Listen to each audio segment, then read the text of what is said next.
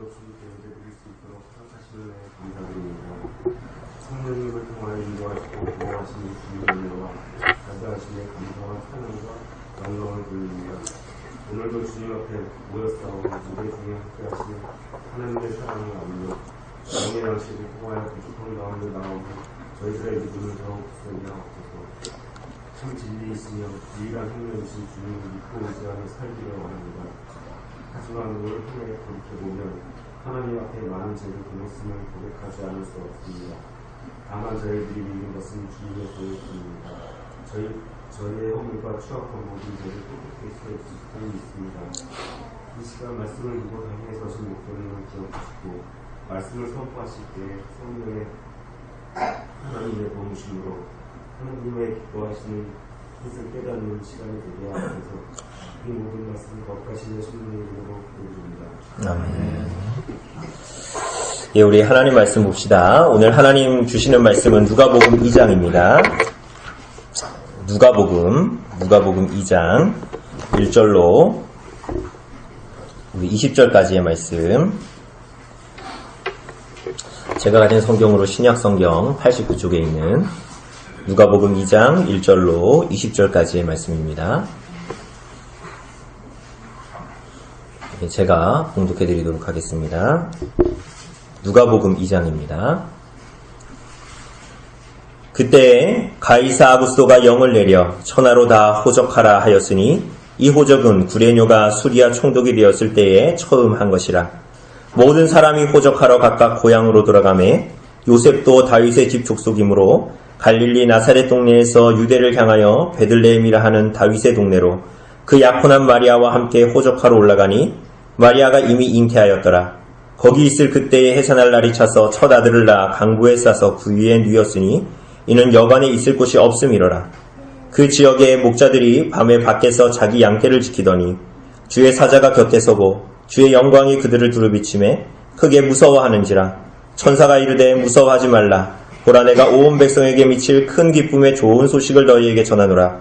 오늘 다윗의 동네에 너희를 위하여 구주가 나셨으니 곧 그리스도 주시니라. 너희가 가서 강구에 쌓여 구유에 뉘어있는 아기를 보리니 이것이 너희에게 표적이니라 하더니 호련히 수많은 천군이 그 천사와 함께 하나님을 찬송하여 이르되 지극히 높은 곳에서는 하나님께 영광이요 땅에서는 하나님이 기뻐하신 사람들 중에 평화로다 하니라. 천사들이 떠나 하늘로 올라가니 목자가 서로 말하되 이제 베들레헴으로 가서 주께서 우리에게 알리신 바 이 이루어진 일을 보자 하고 빨리 가서 마리아와 요셉의 구유에 누인 아기를 찾아서 보고 천사가 자기들에게 이 아기에 대하여 말한 것을 전하니 듣는 자가 다 목자들이 그들에게 말한 것들을 놀랍게 여기되 마리아는 이 모든 말을 마음에 새기어 생각하니라. 목자들은 자기들에게 이르던 바와 같이 듣고 본 그 모든 것으로 인하여 하나님께 영광을 돌리고 찬송하며 돌아가니라. 아멘. 예, 우리 내일은 크리스마스 이브고요. 그 다음 주는 이제 올해의 마지막 주일인데 우리가 요 2주 동안은 우리가 오후에는 독두신조를 다 끝냈기 때문에 요 2주 동안 특별히 예배에 대해서 우리 특별히 예배의 순서가 예배가 어떤 의미인가, 그리고 예배의 순서는 어떤 의미를 가지고 있는가, 그리고 2019년에는 예배의 어떤 좀 바뀌는 것들이 어떤 식으로 바뀌는 것들이 있는가, 그 내용들을 오후에 다룰 건데요. 그 2주 동안 우리가 이제 이번 주하고 그 다음 주는 오늘 제목에 나와 있는 대로 예수의 오심과 우리의 소명이라는 제목으로 누가복음 2장의 요 내용을 좀 보려고 합니다. 그래서 오늘 1절부터 20절까지 마가복음을 잠깐 잊으시고 누가복음 2장 1절부터 20절까지를 보고 다음 주에는 마지막 절까지의 그 내용들을 좀 우리가 보려고 합니다. 예, 내일이면 크리스마스 이브고 내일 모레면 크리스마스죠. 그죠? 달력에 다 표시가 돼 있죠. 그죠? 성탄절입니다. 그래서 요때쯤 되면 이제 젊은 사람들은 이제 이왕 크리스마스인 거 화이트 크리스마스였으면 좋겠다라고 생각하지만 예보를 보니까 아마 미세먼지만 가득할 것 같고 그럴 것 같습니다. 그래서 이 크리스마스가 되면 사람들이 뭐 합니까? 선물을 주고받기도 하고요. 그죠? 저도 준비를 했지만 우리 아이들이 생일 맞은 것도 아닌데 예수님도 아닌데 괜히 아이들에게 선물을 주기도 하고 연인들은 그날 저녁에는 즐겁게 좋은 분위기 좋은 데 가서 밥을 먹기도 하고 그런 시간들을 보냅니다. 또 크리스마스 하면 생각나는 한 할아버지가 있습니다. 그분이 누구죠? 되게 잘하시네요. 그죠? 산타 할아버지가 와서 이제 밤에 이제 선물을 놓고 그래서 양말을 이제 머리맡에다가 걸어놓고 이제 산타가 와서 선물을 줄 거라고 생각을 하죠. 우리 아이들도 지금 아마도 그럴 건데 이제 영악한 아이들은 그 선물을 엄마 아빠가 주는지 알면서도 산타가 와서 선물을 줄 거라고 말하면서 머리맡에 큰 보자기를 걸어놓고 자기도 합니다. 여러분 그런데 재미있죠. 예수님이 태어나신 날이라고 기념하는 이 날에 사람들이 소위 그렇게 말하는 날에 물론 우리는 절기를 지키지 않습니다. 우리 교회는 그 날에 사람들은 왜 서로 선물을 주고 받죠? 왜 자기 생일도 아닌데 선물을 주고 맛있는 것을 먹고 화이트 크리스마스였으면 좋겠다 라고 얘기를 하기도 하고 그리고 연인들은 왜 크리스마스인데 자기에게 선물을 안 주냐고 서로 삐지기도 하고 자기 생일도 아닌데 여러분 이러한 이 무지 이러한 이 오해는 사실은 세상에만 있는 것이 아니라 재미있죠. 세상 사람들이 그렇게 하는 것을 보면 왜 저 사람들은 저렇게 이 24일 25일을 즐기는가. 그런데 이러한 무지 그리고 이러한 오해는 교회에서도 있습니다. 그래서 그 24일 저녁에는 사람들이 교회에서 왁자지껄 어떤 공연을 하기도 하고 수주 동안 준비한 노래와 연극을 선보이기도 합니다. 그러나 여러분도 경험했고 저도 많이 경험했다시피 그들이 성경에서 말하고 있는 예수 그리스도의 오심을 제대로 나타내 보이지도 못하고 고백하지도 못하고 그들만의 잔치가 될 때가 굉장히 많죠. 저도 경험해봤는데 저녁에 열심히 그 수주 동안 준비한 공연을 하고 그날 저녁에는 교회의 어떤 한 구석에 모여서 청년들과 혹은 친구들과 열심히 놉니다. 밤이 새도록. 그것을 일명 온라잇이라고 하죠. 또 밤새도록 놀다가 교회당에서 열심히 놀다가 한 5시 되면 피곤하지 않습니까? 그러면 잠깐 자자. 그리고 자고 일어나 보면 12시가 훌쩍 넘어서 예배가 끝난 시간이 되어지죠. 그러니까 이런 모든 일들은 사실은 우리가 예수 그리스도의 나심, 예수 그리스도의 오심이 무슨 의미인지 사실은 겉으로 말은 하고 예수의 나심, 구주가 나셨다라고 노래를 부르기도 하고 공연을 하기도 하고 하는데 사실은 예수 그리스도의 나심과 오심이 무슨 의미인지 사실은 바르게 이해하지 못하고 고백하지 못하고 있다는 것의 반증입니다. 예수님의 오심은 정말 눈에 보이시지 않는 영이신 하나님이 어떠한 분인지를 알리신 것이고 또한 그와 비추어 보았을 때 그 하나님의 아들이신 예수가 이 땅에 오실 정도이니 우리들의 죄인된 상태가 어떠한 상태인지를 극명하게 드러내는 것.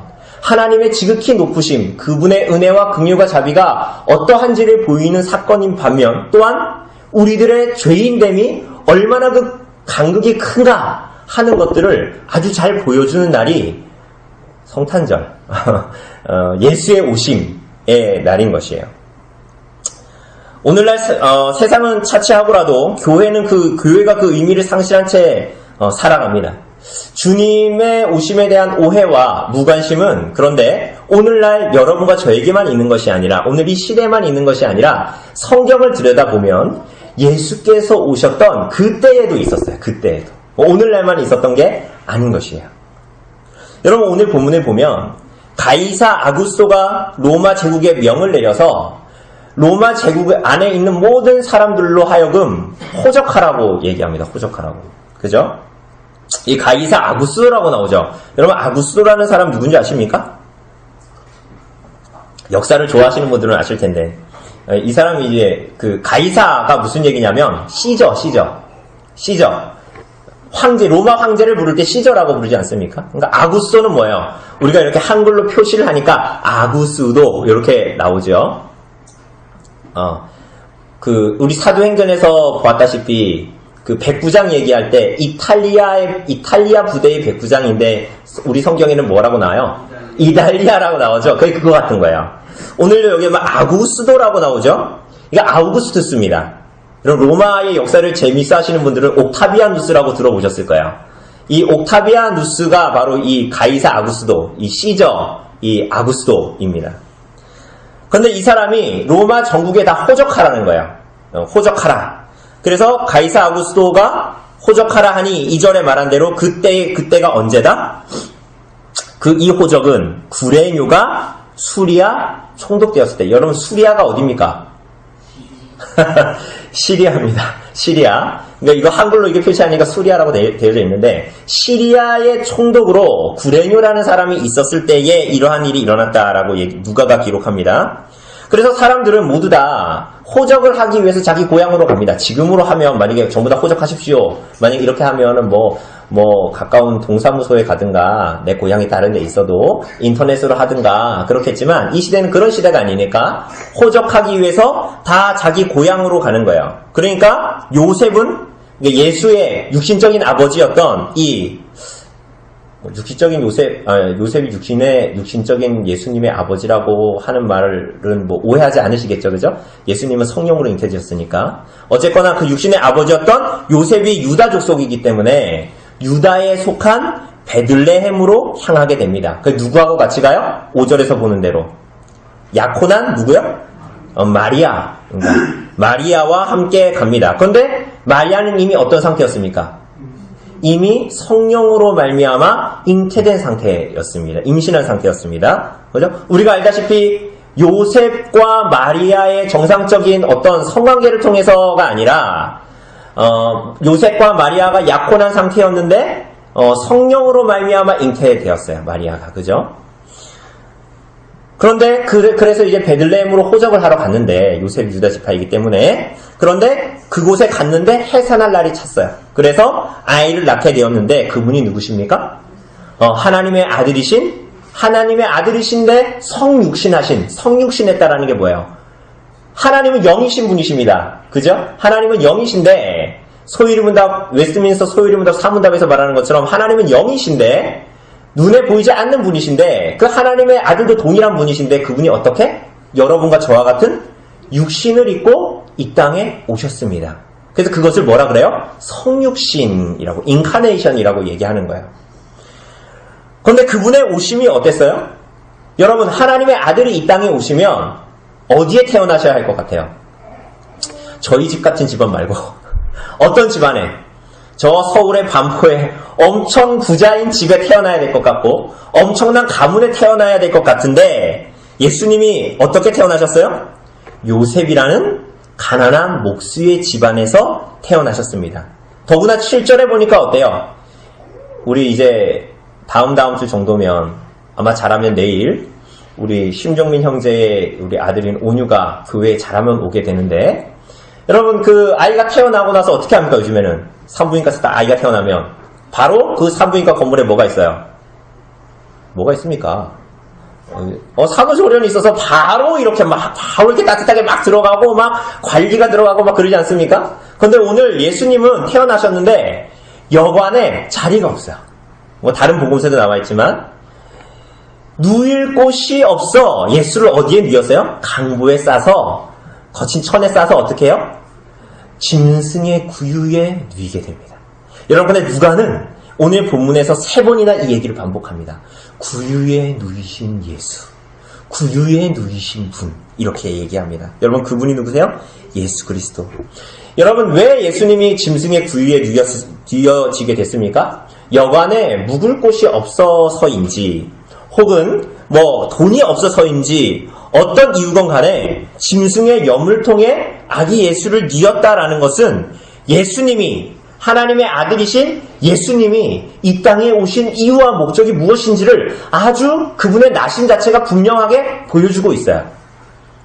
우리가 봤을 때는 다 우연이라고 생각하지만 여러분 우리가 오늘 보겠지만 모든 것은 우연이 아니지요. 그죠? 하나님의 정하신 하나님의 주권적인 섭리와 뜻 안에서 이루어지는 것이었어요.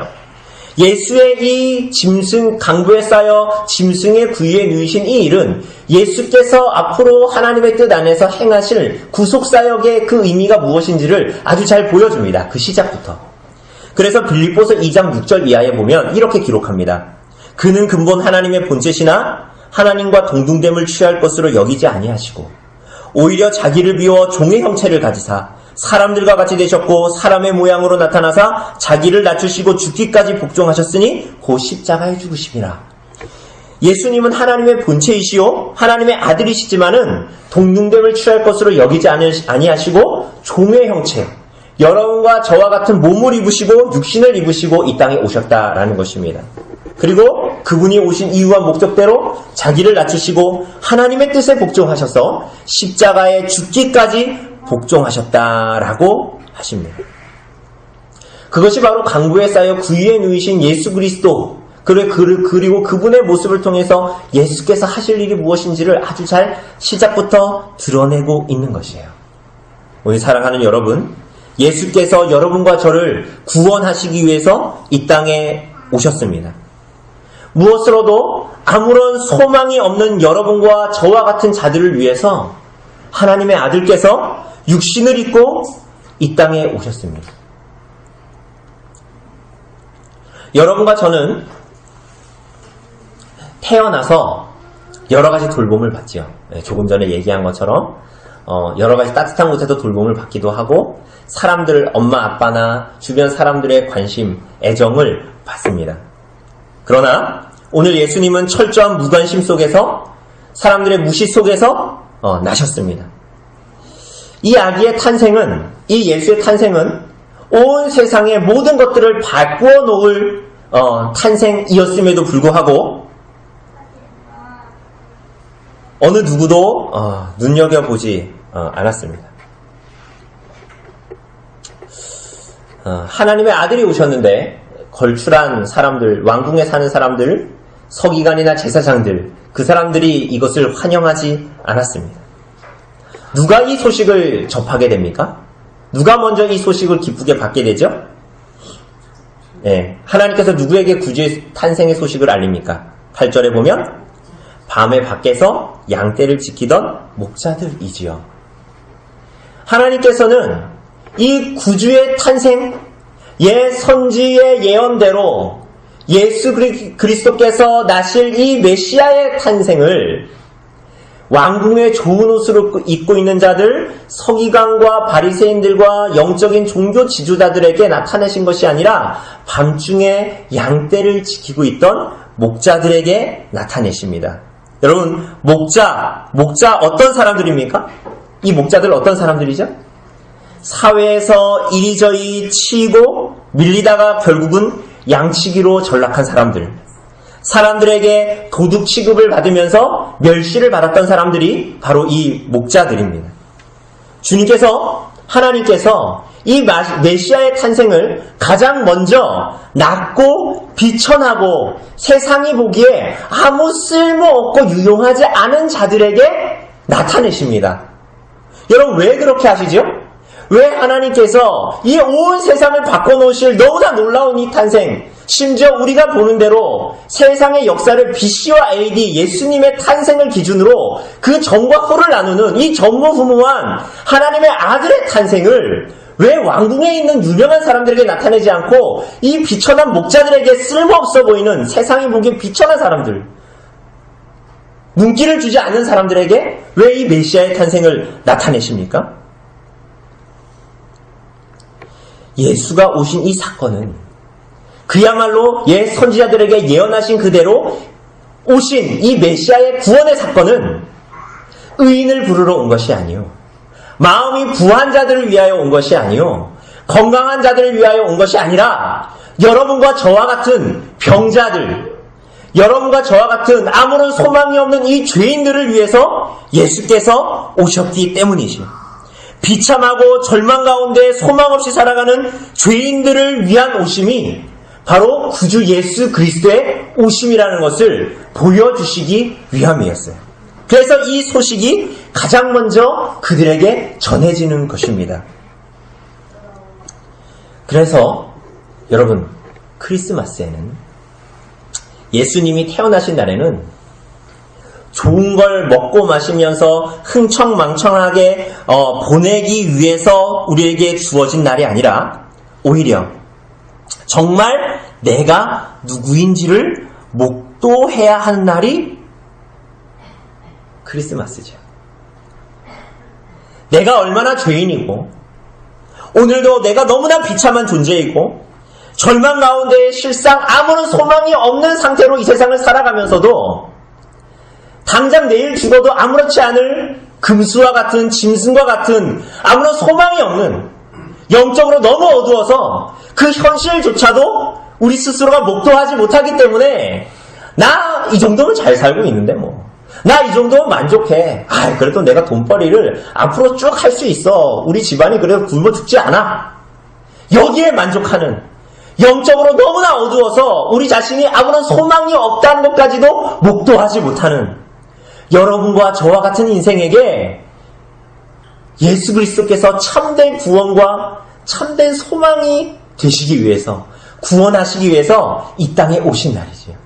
그래서 이 날은 하나님이 대체 하나님의 긍휼과 자비가 얼마나 큰지를 말해주는 날인 반면에 여러분과 저는 얼마나 소망 없는 죄인이고 비참한 존재인가를 말해주는 날이지, 그날은 먹자, 마시자, 즐기자, 놀자 하는 날이 아닌 것이에요.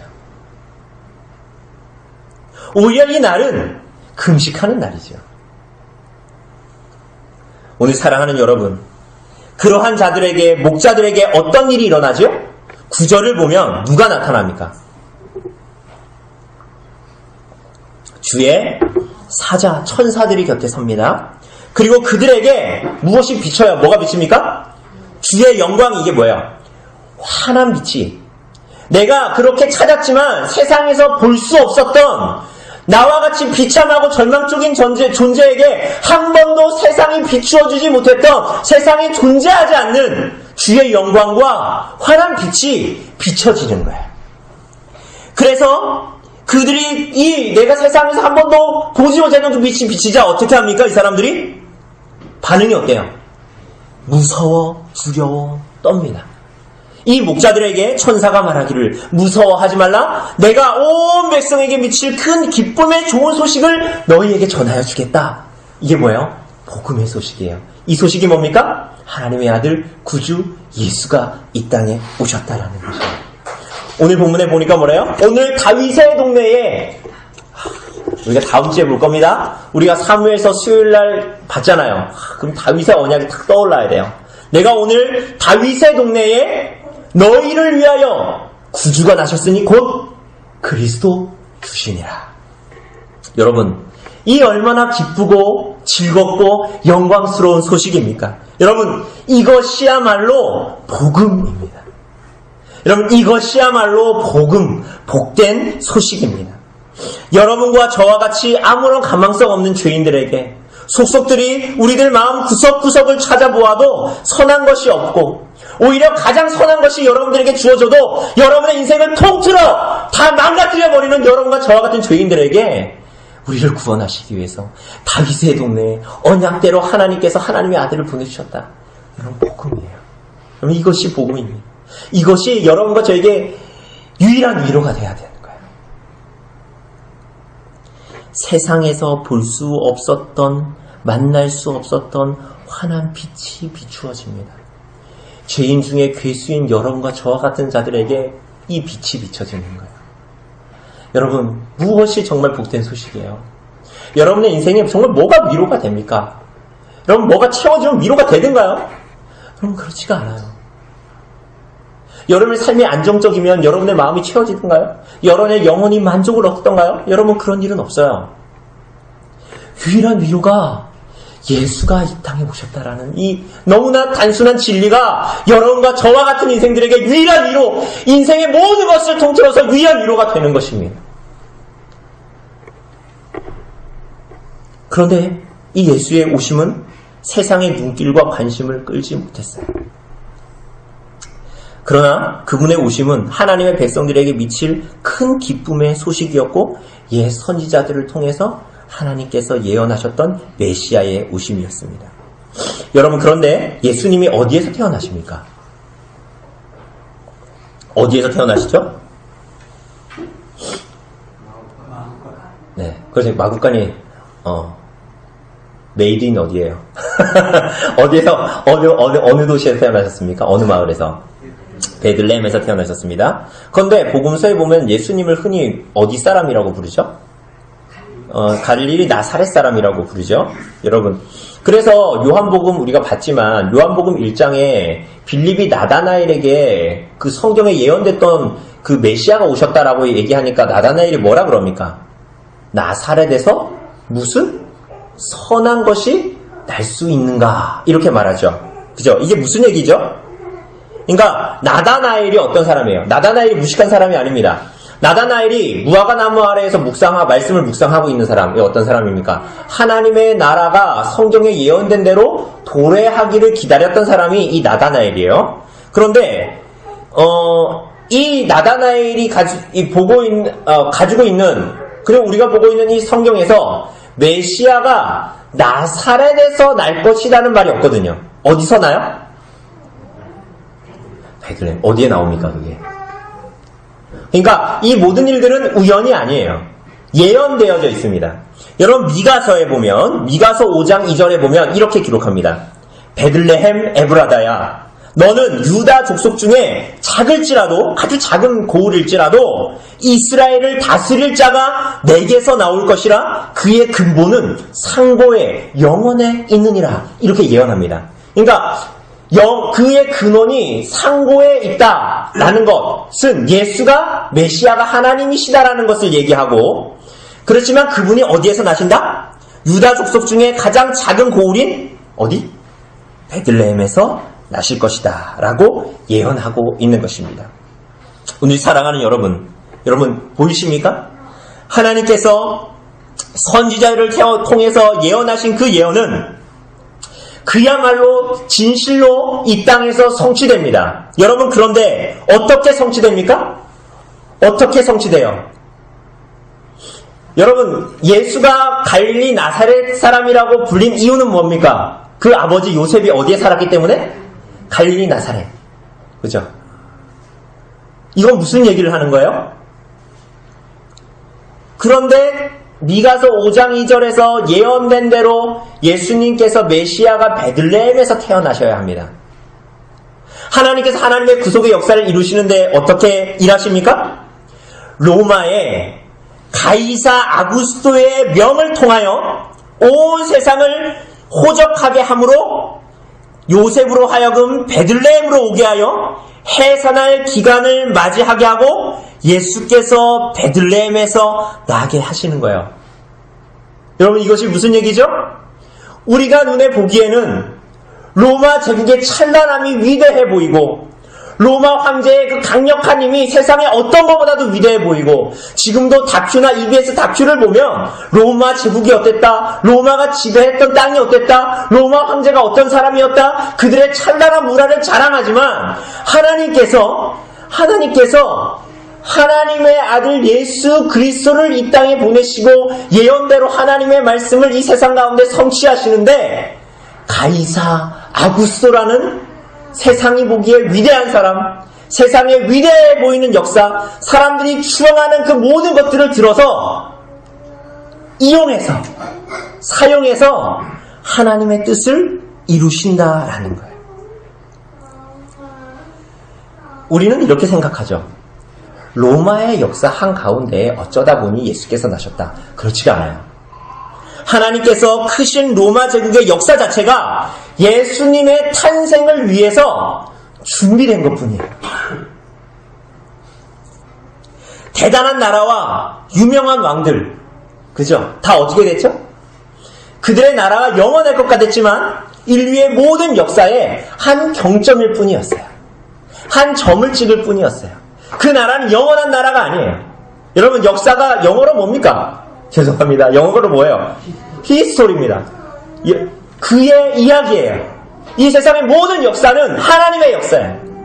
로마의 가이사 아구스토가 대단해 보일지라도 그는 하나님의 뜻을 이루는 데에 소용되는 인물일 뿐이에요.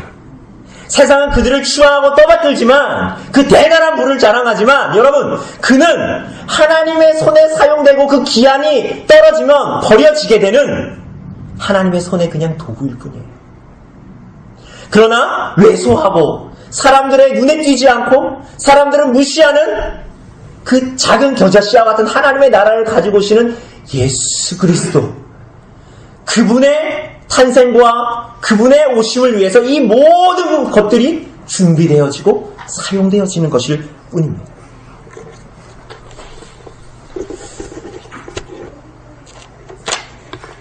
오늘 사랑하는 여러분, 그럼에도 오늘날 우리들은 어떻게 살아가죠? 그 로마 제국의 대단한 것을 붙들려고 살아가죠. 오늘날 이 시대가 추구하고 추앙하는 모든 가치를 붙들려고 살아가는 거야. 여러분 그건 뭐예요? 하나님의 손에 사용되는 도구일 뿐이지 그것이 영원한 것이 아니에요. 그죠? 오늘 본문에도 하나님의 나라를 위해서 사용되어지는 로마의 제국을 보게 되는 거잖아요. 로마 제국은 한 구석에 있었던 나라가 아닙니다. 오늘날 미국보다 훨씬 더 강대한 나라예요. 그런데 이 나라는 하나님의 나라를 위해서 사용되는 도구일 뿐이에요. 그럼에도 불구하고 이 시대 사람들이 그렇게 로마를 추앙하고 로마를 붙들고 따라갔던 것처럼 오늘날 심지어는 예수 그리스도를 주로 믿는 우리들도 그것의 종이 되어 세상의 종노릇하며 그것이 나의 삶을 채워줄 것이라고 여기며 그것에 순종하며 살아가는 인생이 오늘 우리들의 삶은 아닙니까? 여러분 헛된 것입니다. 여러분 그것들은 지나가는 안개일 뿐이에요. 손에 붙들리지 않은 모래와 같은 것들 뿐이에요. 여러분은 여러분의 인생에서 정말 이렇게 고백하고 있습니까?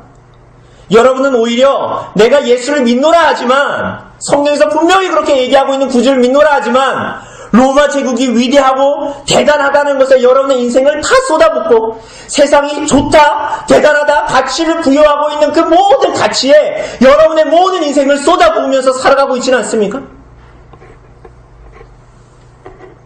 여러분은 이 세상을 어떻게 보고 어떻게 살아가고 있습니까?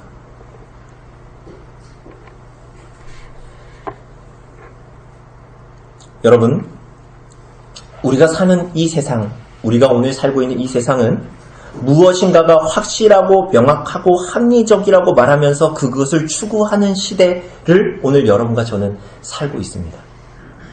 그죠?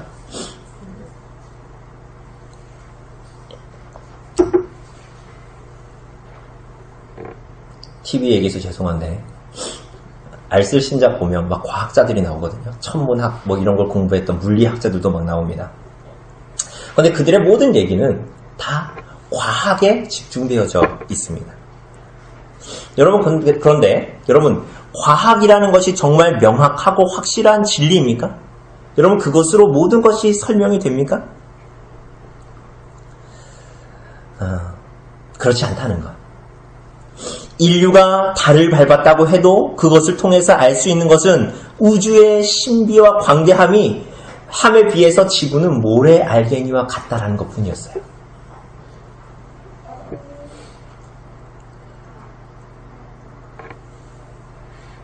우리가 신봉하고 있는 이 시대가 신봉하고 있는 그 이성과 과학의 논리가 정말 명확한 진리입니까?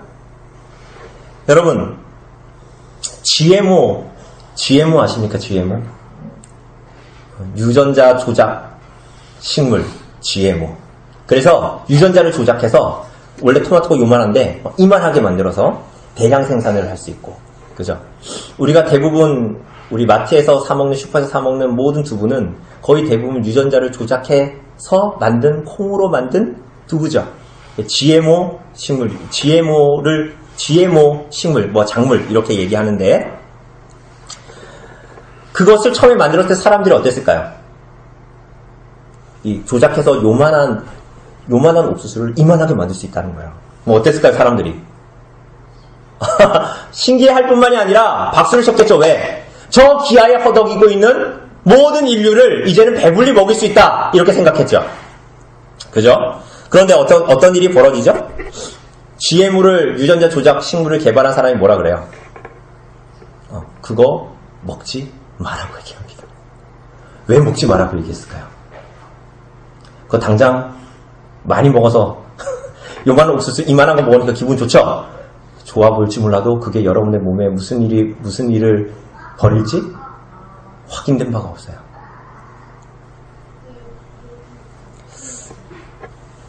우리가 신봉하고 있는, 말하고 있는 과학과 의학이 마치 이와 같아요. 여러분 TV에서 가끔 보면 어떤 일이 벌어져요?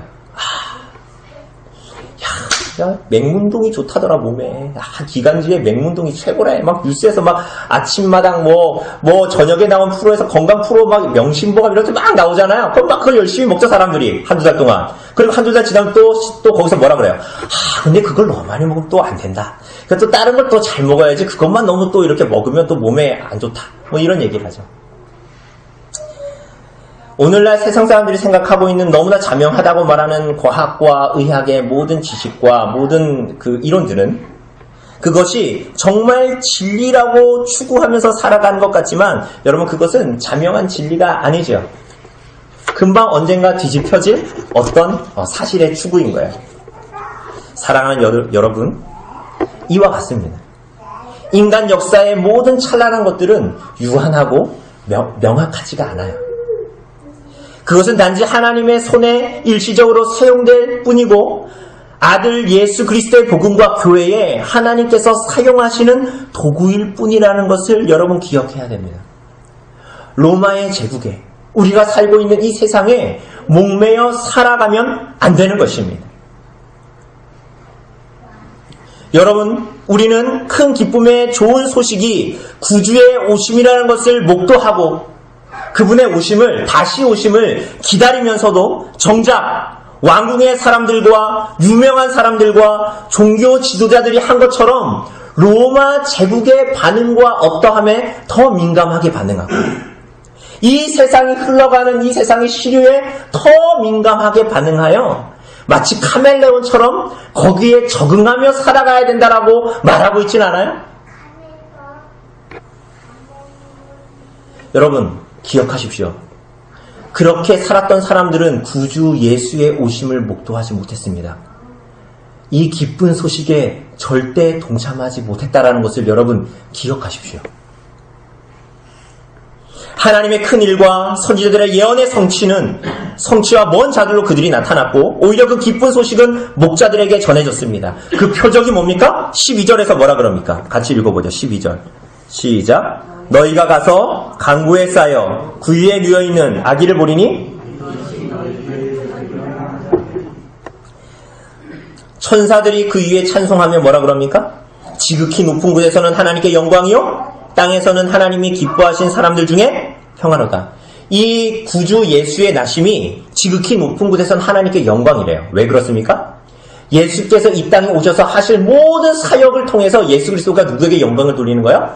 하나님의 인자와 하나님의 은혜와 하나님의 신실하심을 드러내게 하실 거라는 거야. 또한 뭐라 그래요? 땅에서는 하나님이 기뻐하신 사람들 중에 평안하다. 아무 자격 없어도 그 하나님의 은혜를 입은 자들에게 세상이 줄 수 있는 평강과 기쁨이 넘칠 거라는 거예요. 진리 안에서의 참된 자유가 그들에게 참으로 주어질 거라는 거예요.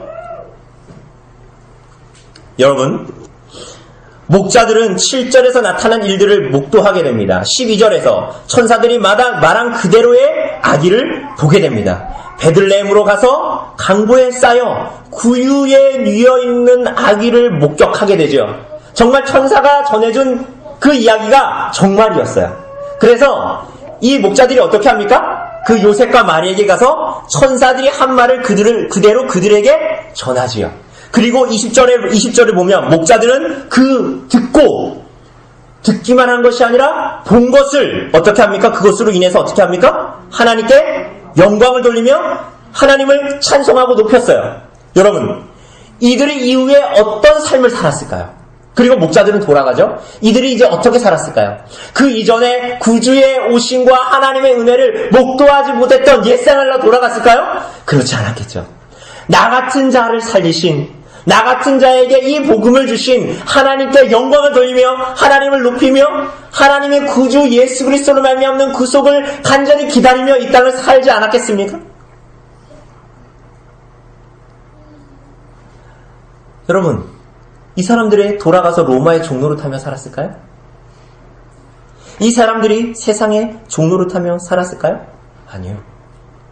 오히려 세상의 모든 것을 들어 사용하시는 하나님의 나라와 구주 예수 그리스도를 향해서 사용하시는 하나님의 놀라운 큰 일과 섭리를 목도한 자로 이 땅을 살아가게 됐겠죠. 사랑하는 여러분, 오늘 사랑하는 여러분, 크리스마스가 그런 날입니다. 예수님이 오신 의미가 그런 의미입니다. 우리가 흥청망청 노는 대로 세상이 보니까, 로마가 보니까 그날에는 먹고 마시더라가 아니라 로마의 방식대로, 세상의 방식대로 살도록 예수께서 이 땅에 오신 것이 아니란 말입니다.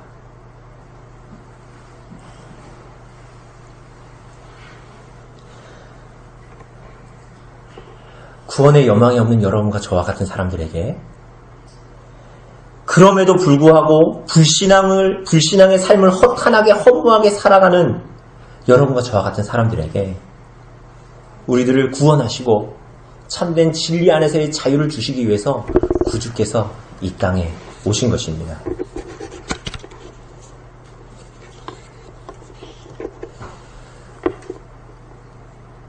누가 예수 그리스도를 알고 누가 그분을 먼저 영접하고 누가 그분을 먼저 믿었습니까?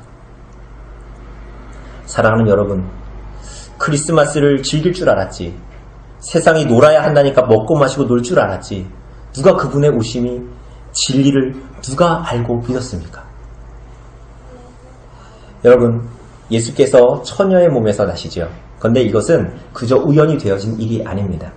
그저 어쩌다 보니까 뉴스토픽에 신기한 뉴스가 나왔네? 그런 일이 아닙니다. 우리가 알고 있는 대로 구약 성경에 예언되어져 있죠. 그 내용이 어디에 예언되어져 있습니까? 이사야서 7장 14절에 이렇게 기록합니다. 그러므로 주께서 친히 징조를 너희에게 주실 것이라. 보라, 처녀가 잉태하여 아들을 낳을 것이요 그의 이름을 임마누엘이라 하리라. 이사야서에서 이사야가 왜 이런 예언을 하죠? 여러분, 다윗에 이어서 우리가 이제 열왕기를 볼 거지만 다윗에 이어서 유다의 왕으로 아하스라는 사람이 등장하게 됩니다. 그런데 이 다윗의 왕가의 유다의 왕으로 아하스라는 왕이 등장하게 되는데, 여러분, 이 왕은 하나님을 불신하는 왕입니다. 그러니까 하나님의 백성인데 끊임없이 하나님 앞에 불신앙으로 일관하게 됐습니다. 여러분, 그런데 하나님께서 그렇다고 해서 그를 버리셨습니까? 그렇지 않으셨어요.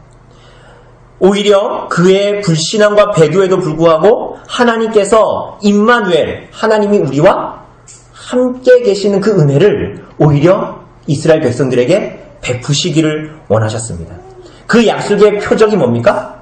그 약속의 표적이 뭐예요? 누가? 처녀가 잉태하여 아들을 낳을 것이다 라는 예언이었어요. 이스라엘의 불신앙과 배도에도 무관심과 무지에도 불구하고 하나님께서 그들과 함께 하시는 은혜, 하나님께서 친히 죄인을 찾아오시고 기이한 빛을 비추시고 그들과 함께 거하시는 은혜의 보증과 표적으로 예수를 이 땅에 보내신 것이에요. 근데 이것은 예언되어져 있던 일이었습니다. 여러분, 우리들의 모든 불신앙에도 하나님께서 이러한 긍휼과 은혜를 오늘 우리들에게 베풀고 계십니다. 성부 하나님께서 약속하신 대로 그 성자 예수 그리스도를 보내시고 우리와 같은 죄인들을 구원하시고자 하는 은혜, 여러분, 오늘 그 은혜를 맛보고 경험하고 있으십니까? 여러분, 그래서 천사들을 만나고 아기 예수를 만난 목도한 이 목자들의 인생에서 그러했을 것과 같이 여러분의 인생의 모든 소망과 위로가 예수 그리스도로 말미암는다라는 것을 고백하고 있습니까? 여러분, 성자 예수께서 이 땅에 오셨습니다. 성자 하나님이신 예수 그리스도께서 이 땅에 오셨습니다. 그리고 우리의 자리를 취하셨죠. 우리의 자리를 취하셨다는 게 무슨 얘기입니까? 여러분과 저에게 놓인 저주를 그분이 다 짊어지셨습니다. 우리의 자리에서 우리가 당해야 할 심판을 다 당하셨습니다. 그의 몸과 영혼으로 우리의 죄에 대한 하나님의 진노와 화를 감당하기 위해서 육신을 입고 이 땅에 오셨습니다. 그러므로 그를 진실하게 믿는 모든 자들은 그가 오심만이 유일한 위로입니다. 그가 오심만이 우리가 세상에서 경험하는 유일한 위로로 살게 됩니다.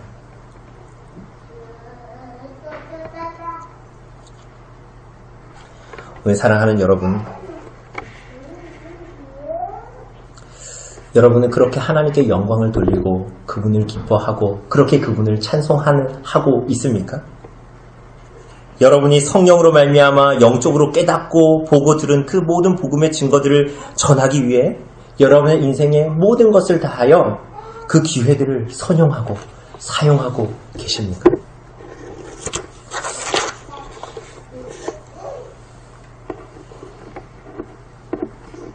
여러분, 오늘 제가 나눠드린 주보 말고 오후에 모임 나눌 종이 말고 또 하나의 이 종이를 받으셨을 것입니다. 그죠?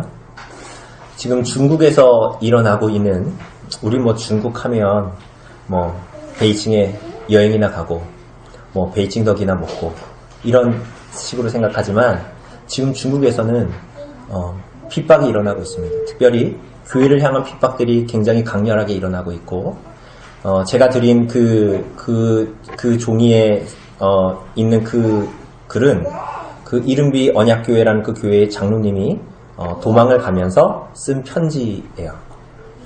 그것이 12월 19일에 일어났었고, 그리고 그 편지는 그 소식이 12월 16일 즈음에 이제 나타나고 막 드러나기 시작했습니다. 참으로 그리스도를 진실하게 믿고자 하는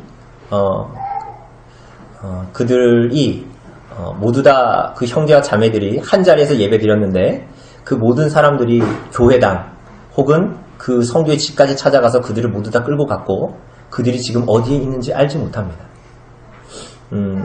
여러분, 이 사람들에게 선택권이 있었어요. 읽어보시면 알겠지만 국가가 공인하고 있는 삼장교회로 들어가면 됩니다. 국가의 권력 아래 있는 교회로 들어가면 돼요. 그러나 그들은 그것을 선택하지 않았어요. 그리스도의 복음을 자랑하고 그리스도의 복음을 어쨌거나 이 세상의 어두운 가운데 있고 비참하고 하나님의 진노 가운데 있는 사람들에게 드러나도록 그리스도의 오심을 전하고자 했던 거예요. 이 사람들은 로마의 세력을 두려워하지 않았어요. 이 사람들은 로마의 세력에 굴복할지언정 자기의 목숨을 내놓기를 원했던 사람들이에요. 상대적으로 편한 시대를 살고 있는 여러분과 저, 우리가 고작 걱정하는 것이라고는 오늘 먹고 살고, 사실은 먹고 사는 것도 아니죠. 조금 더 좋은 거, 조금 더 좋은 옷 입고, 조금 더 좋은 음식 먹기를 소원하며 그것이 상대적으로 나에게 오지 않았을 때의 박탈감을 느끼면서 살아가는 게 괴로운, 그것이 괴로운 이 땅을 살아가고 있는 연약한 교회의 성도들에게 오늘 본문은, 그리고 오늘 이 이른비 언약교회에, 그리고 이 장로님이 고백하는 이 고백은 우리가 어떻게 살아야 하는가, 특별히 예수의 오심을 바라보면서 우리가 오늘 어떻게 살아가야 하는가, 하나님이 어떠한 분이고 우리가 어떠한 존재이고 그 예수의 오심이 우리를 어떻게 구원하셨는가를 너무나 명백하게 보여주고, 그래서 우리가 오늘 어떻게 살아가야 하는가를 명확하게 말해주는 것이에요. 여러분, 그리스도의 복음을 부끄러워하지 마십시오.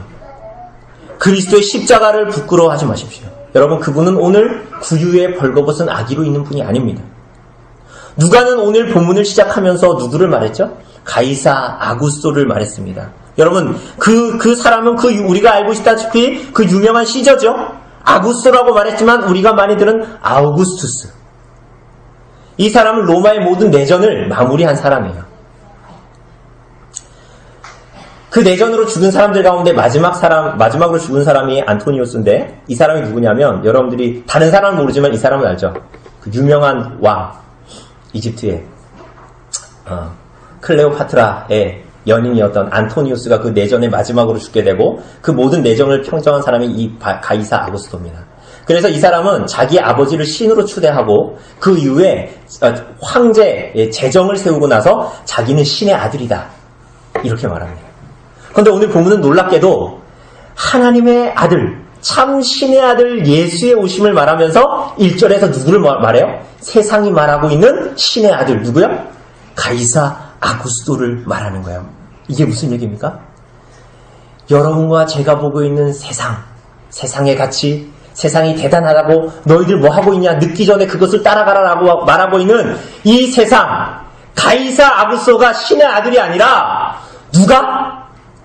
참으로 우리를 위해서 하나님이 언약하시고 예언하신 바대로 이 땅에 짐승의 구유에 나신 구주 예수 그리스도가 정말 하나님의 아들이라는 거예요. 로마의 목이 붙들려 살아가지 말고 내 입에 들어가는 것에 붙들려 살아가지 말고 먹고 마시고 더 좋은 거 먹고 마시고 더 누리고 살아가야 그게 정상이다라고 살아가는 말하는 이 세상, 돈이 많으면 내 직장이 이렇게 안정적이면 내 인생은 행복하다라고 말하는 이 세상 속에서 그것이 아니라 하나님의 아들 예수 그리스도만이 영원하신 분이다라는 것을 말하고 있는 거예요. 그리고 그분을 영원한 위로와 소망으로 붙들고 살아가라라고 말하고 있는 거예요. 사랑하는 여러분,